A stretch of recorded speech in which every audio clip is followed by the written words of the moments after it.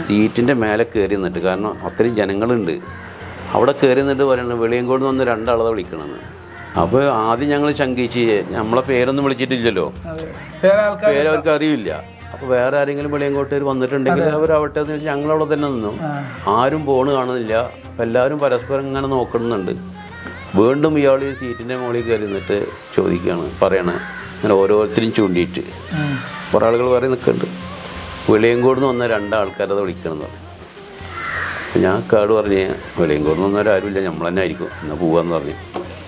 ഞങ്ങൾ ചെന്നപ്പോൾ ഈ വീട്ടിൻ്റെ വാതിൽ ഇതുപോലെ വാതിൽ ഇങ്ങനെ തിങ്ങി നിൽക്കുക ജനങ്ങൾ. അവർ രണ്ടുപേരും രണ്ട് വഴിയിലേക്കാണ് നീങ്ങിയിട്ട് ഞങ്ങൾക്ക് കടക്കാനുള്ള വഴി.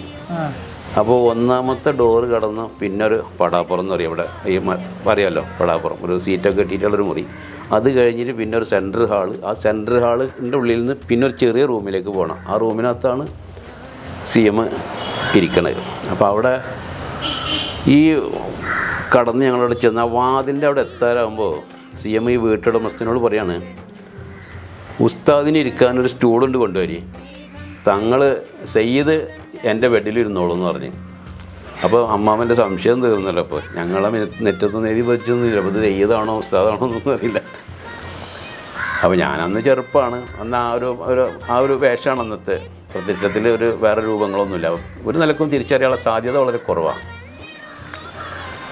അപ്പോൾ അമ്മാവനക്ക് കാര്യം മനസ്സിലായി, കാരണം അമ്മാവൻ്റെ സംശയം അപ്പം തന്നെ തീർന്നു.